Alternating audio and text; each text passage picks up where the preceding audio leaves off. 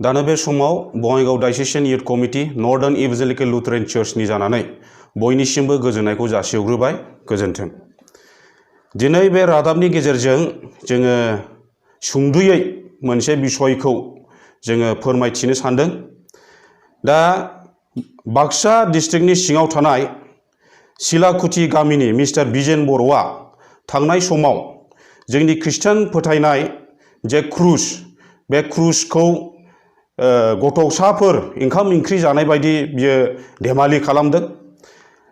खृष्टानफोरनि जे फोथायनाय बे क्रुसानो बयनिफ्राय देरसिन, मानो होनबा जिसु ख्रिस्ट'आ बे संसाराव फैनानै जे गावनि थांखि बेखौ मावफुंजोबनानै जों सुबुंफोरनि पापफोरनि थाखाय बे क्रुसाव आलाय जादों आरो बिनिखायनो जों खृष्टानफ्रा बे क्रुसखौ जोबोद देरसिन नेरसोन होननानै जोङो फोथायो। दा बे जोंनि फोथायनाय खृष्टान जे फेथ, बे फेथखौ बियो गथ'साफोरनि ओंखाम ओंख्रि जानाय बायदि बियो खेला गेलेदों। बिनिखायनो जों बे समाव जों सोंखारियो मिस्टार बिजेन बर'खौ, बिथाङा थाबैनो बे मिडिया, ससियेल मिडियानि गेजेरजों जोंनियाव क्षमा बिनांगौ आरो बिथाङा जुदि क्षमा बियाब्ला जोङो कन्स्टिटिउसनेल इन्डियान कन्स्टिटिउसननि जे हेफाजाब, बे हेफाजाबै जोङो माखासे गोख्रों राहा लामाखौ जोङो लानाय।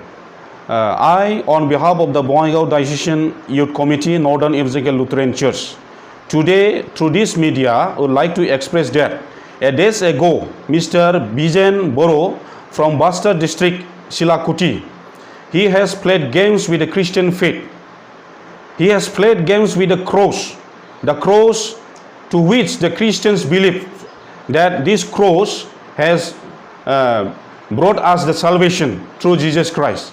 So to this cross he has played a game. So at this time I humbly request Mr. Bijen Boro to apologize.